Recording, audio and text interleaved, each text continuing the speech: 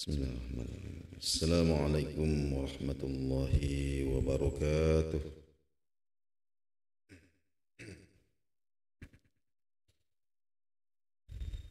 Alhamdulillahi rabbil alamin. Allahumma salli wa sallim ala sayyidina wa maulana Muhammadin khatamin nabiyyin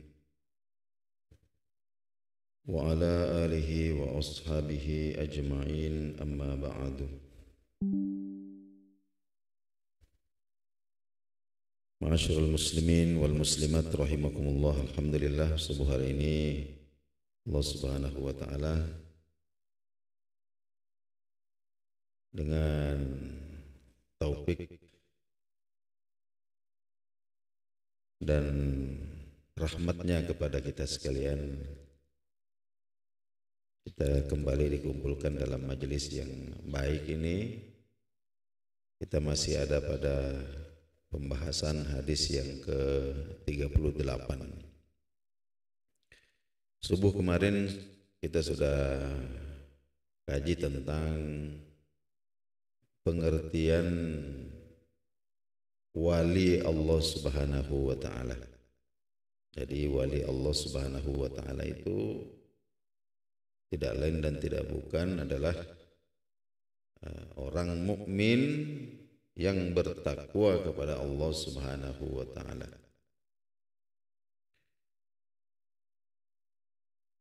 Selanjutnya,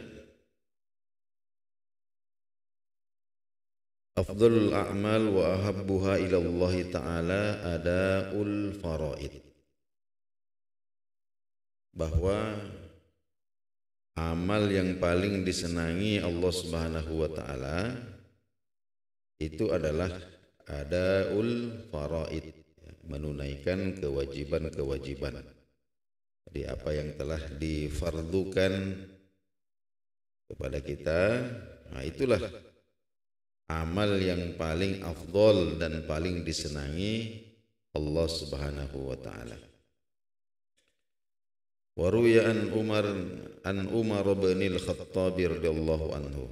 Diriwayatkan dari Umar ibn al-Khattab annahu qala, beliau berkata, afdalul a'mal, seutama-utama amal, ini yang mesti diprioritaskan. Jadi amal-amal yang mesti diprioritaskan itu adalah ada'u maftaradallahu, menunaikan apa yang Allah wajibkan, wal wara'u, dan menjauhi amma harramallahu, apa-apa yang Allah haramkan.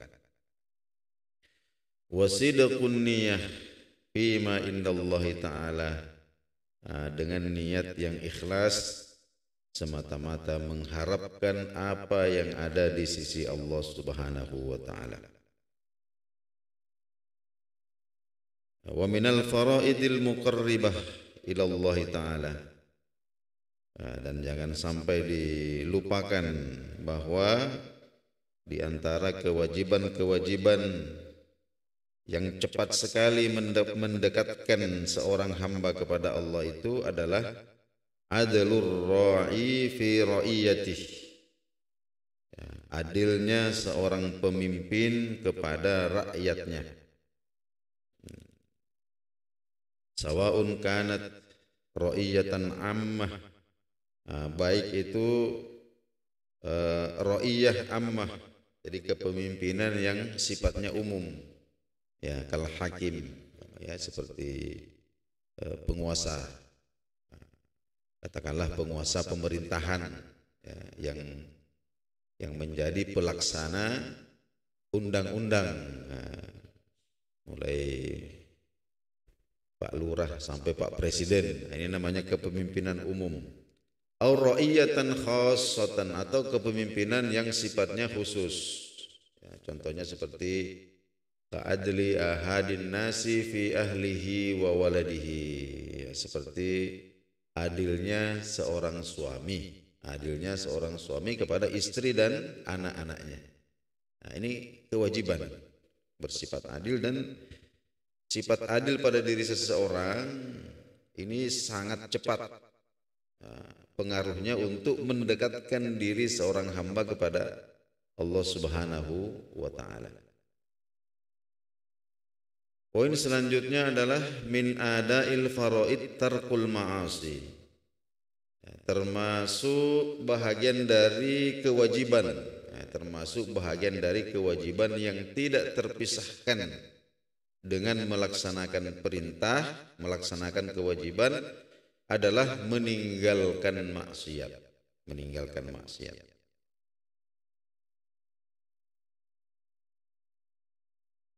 Nah, Imam Ibnu Rajab Al-Hambali ketika menjelaskan atau mensyarahi hadis ini, beliau mengatakan seperti ini, anna jami'al ma'asi,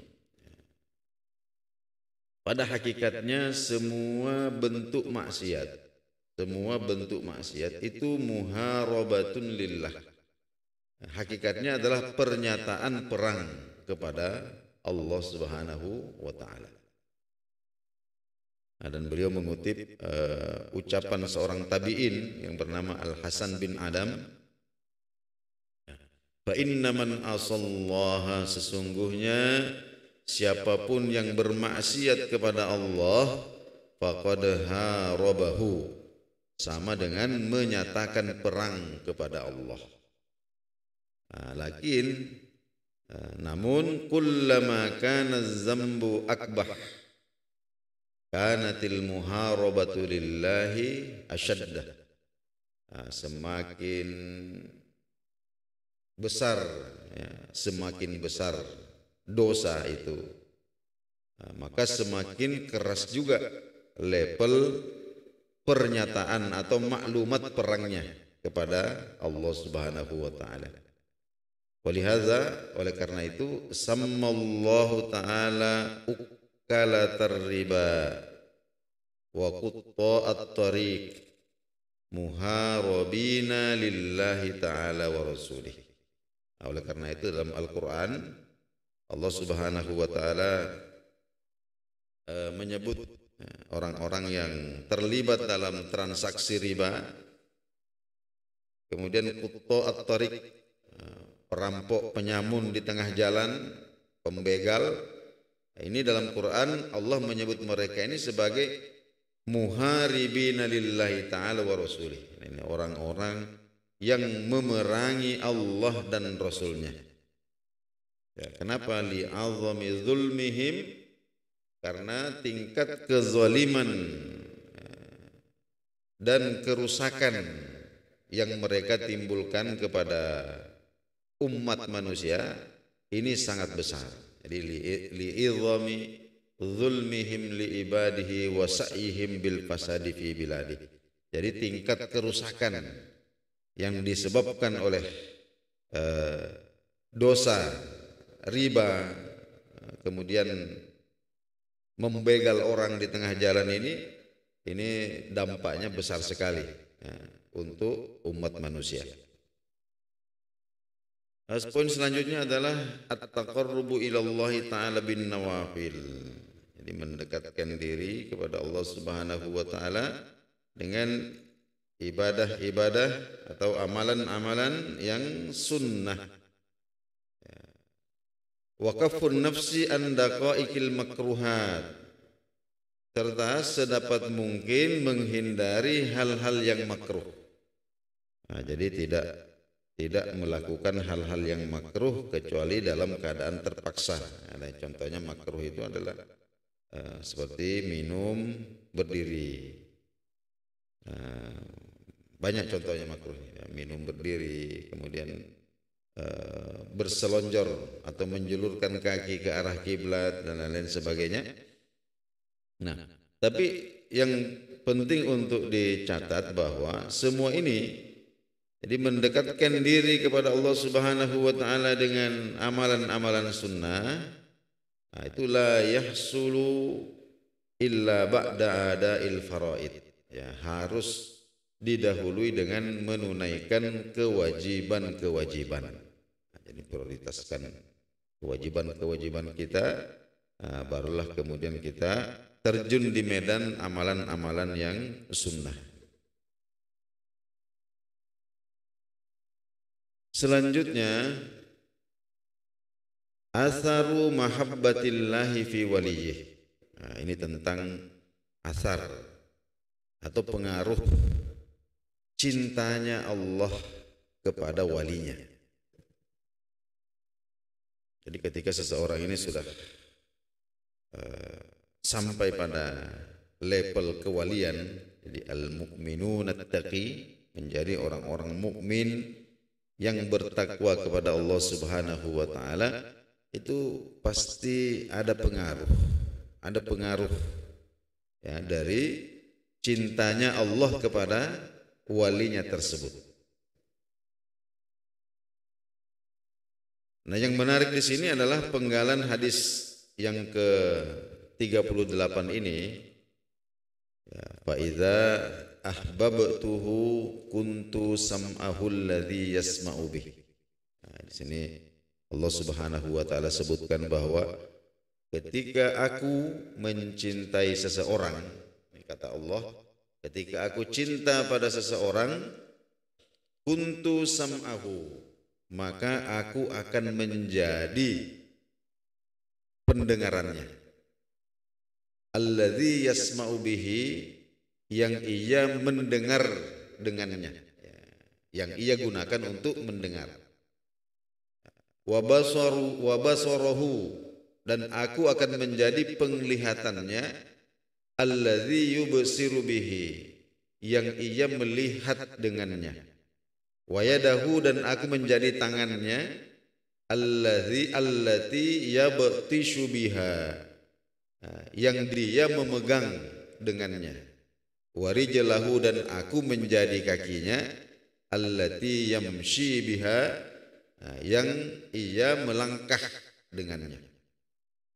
Ini yang perlu kita uraikan sedikit, bagaimana penjelasan para ulama kita tentang redaksi daripada hadis ini.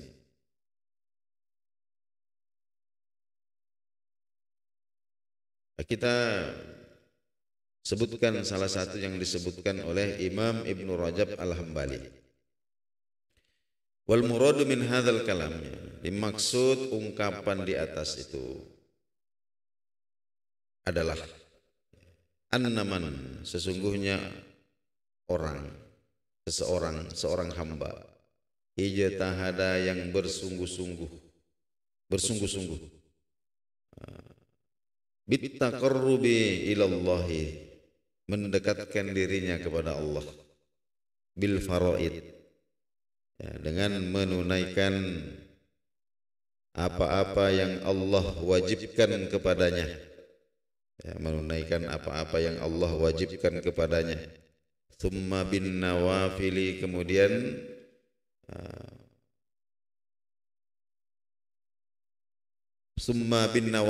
kemudian menyusulinya dengan amalan-amalan sunnah, qarrabahu ilaihi, maka Allah akan menarik hamba itu mendekat kepadanya.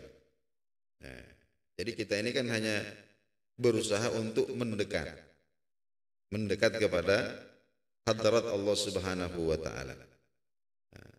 Tapi ketika kita menempuh cara ini, jadi dengan menunaikan kewajiban-kewajiban, kemudian sedapat mungkin amalan-amalan sunnah, intinya menyibukkan diri dengan perintah-perintah Allah, ya, maka Allah akan menarik, qarrabahu ilaihi, Allah akan menarik hamba itu mendekat kepadanya. Waraqahu, dan Allah mengangkatnya, min darajatil iman, ya, dari derajat iman. Nah, jadi derajat iman ila darajatil ihsan, naik ke derajat ihsan. Nah, jadi levelnya dari mukmin kemudian Allah tarik naik, ya, menjadi seorang muhsin. Kita sudah sering dengarkan pada hadis yang pertama, ketika malaikat Jibril datang dalam bentuk manusia kepada baginda Nabi sallallahu alaihi wasallam menanyakan mal Islam, mal iman, kemudian mal ihsan. Apa itu ihsan? Maka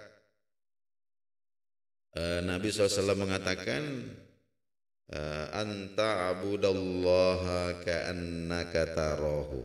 Jadi engkau menyembah, engkau beribadah kepada Allah seakan-akan engkau melihatnya.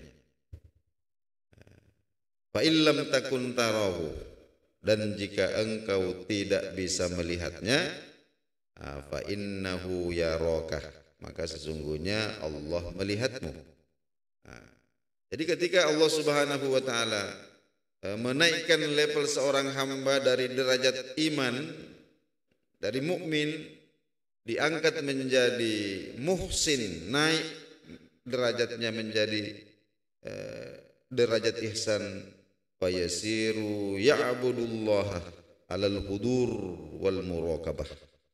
Maka hamba ini, orang ini akan menyembah Allah Subhanahu wa taala dengan penuh kesadaran. Jadi kesadarannya.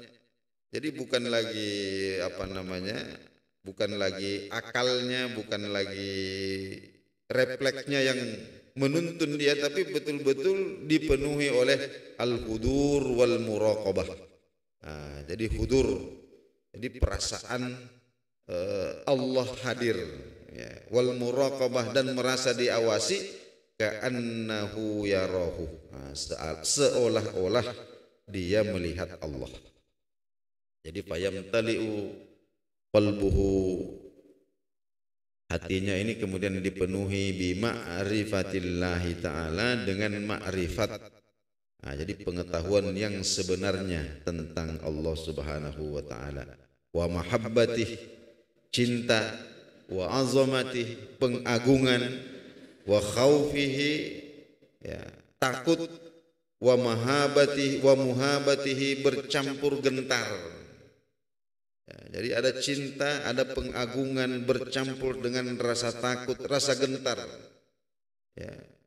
Wasyauqi ilaihi, sekaligus rindu kepada Allah Subhanahu wa taala.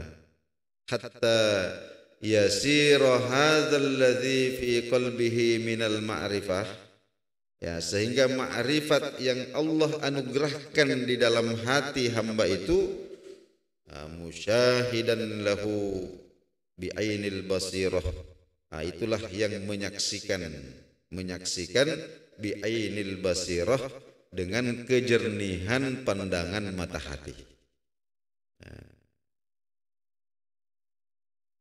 Jadi wa matam tala al qalbu, dan ketika hati seseorang itu sudah dipenuhi, jadi ketika hati seseorang itu sudah dipenuhi bi'azamatillahi ta'ala, dengan keagungan Allah ta'ala, maha dzalika minal qalbi kullama siwahu, maka hal tersebut, ya, atau akan tersingkirlah dari hati itu apapun selain Allah. Jadi maha dzalika minal qalbi kullama siwahu, akan tersingkirlah, terhapuslah dari hati itu segala sesuatu selain Allah Subhanahu wa taala. Sehingga hilanglah ketergantungannya terhadap segala sesuatu selain Allah Subhanahu wa taala. Ketika itulah kemudian idza dzukirallahu wajilat qulubuhum. Jadi Bapak Ibu sekalian, dalam hati manusia yang satu itu, ya, apa yang dominan mengisi hati itu, maka itulah yang ketika disebut, ketika dibicarakan, maka hati itu akan bergetar. Itu teorinya seperti itu. Jadi seseorang ini yang senang sekali dengan jabatan, ketika disinggung kepadanya atau diceritakan kepadanya tentang jabatan, maka itu yang akan menyebabkan hatinya itu bergetar. Ya, jadi apapun yang mendominasi ruang hati kita ini, yang paling banyak menguasainya, maka itulah yang ketika dibicarakan akan menggetarkan.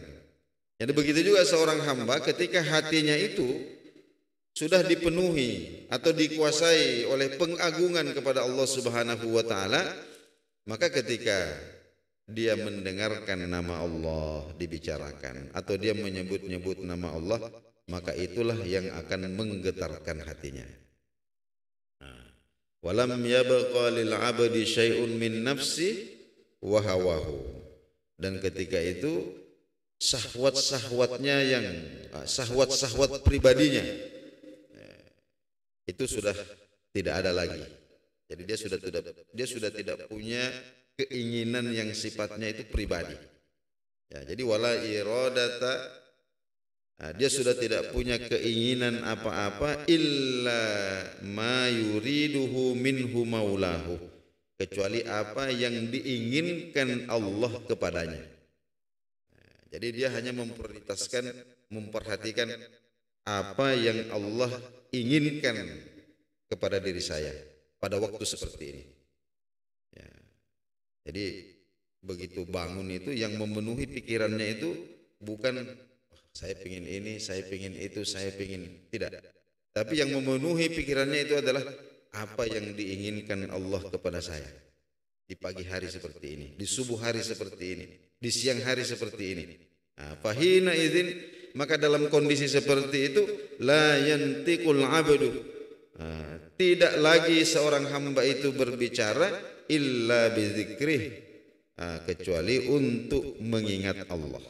Wala yataharraku, dan tidak lagi bergerak seorang hamba illa bi amrih, kecuali dengan perintah Allah.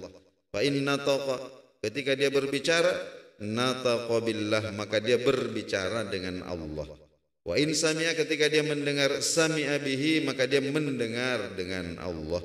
Wa in nazara, dan ketika dia memandang, nazara bihi, dia memandang dengan Allah.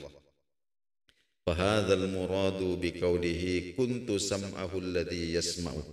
Inilah yang dimaksud dengan apa yang Allah firmankan, saya akan menjadi pendengarannya. Saya akan menjadi pendengarannya, saya akan menjadi penglihatannya. Jadi itu kesimpulannya, bahwa dengan taufik Allah Subhanahu wa taala kepada hamba itu, maka dia tidak mendengar selain apa yang Allah senangi. Ini.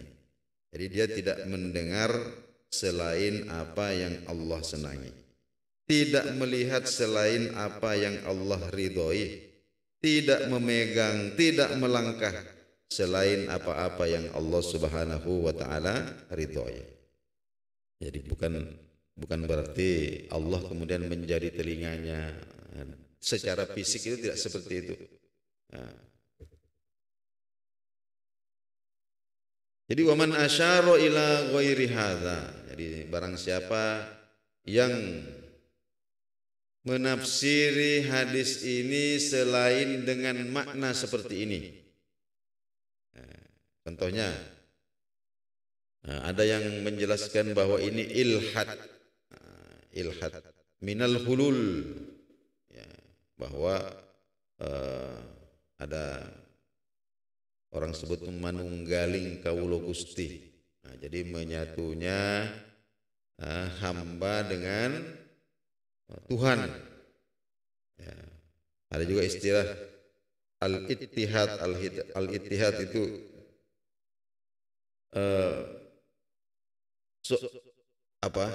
menempat. Jadi Allah Subhanahu wa taala itu, Tuhan itu menempat dalam diri seorang hamba. Ya, tidak seperti itu yang dimaksudkan. Wallahu wa rasuluhu bari'ani minhu. Allah dan Rasulnya berlepas diri dari pemahaman-pemahaman yang sesat seperti itu. Jadi maksud daripada hadis ini bukan kok Allah kemudian sebagai pendengaran atau penglihatan. Maksudnya zatnya Allah ini kemudian menjadi pendengarannya, menjadi penglihatannya. Ini pengertian yang menyimpang daripada syariat. Maha suci Allah Subhanahu wa taala. Subhanahu wa ta'ala amma yaquluna uluwan kabira. Jadi maha suci Allah Subhanahu wa ta'ala dari apa-apa yang tidak pantas, yang manusia nisbatkan kepada Allah sesuatu yang tidak pantas. Sesungguhnya laisa kamitslihi syai', tak ada sesuatu apapun yang menyerupai Allah Subhanahu wa taala. Ma'asyiral muslimin wal muslimat rahimakumullah. Nah, inilah poin-poin yang bisa kita petik dari hadis yang ke-38 ini. Nah, mudah-mudahan kajian kita subuh hari ini bermanfaat. Kita akhiri majelis kita dengan sama-sama membaca doa kafaratul majelis. Subhanallah. Assalamualaikum warahmatullahi wabarakatuh.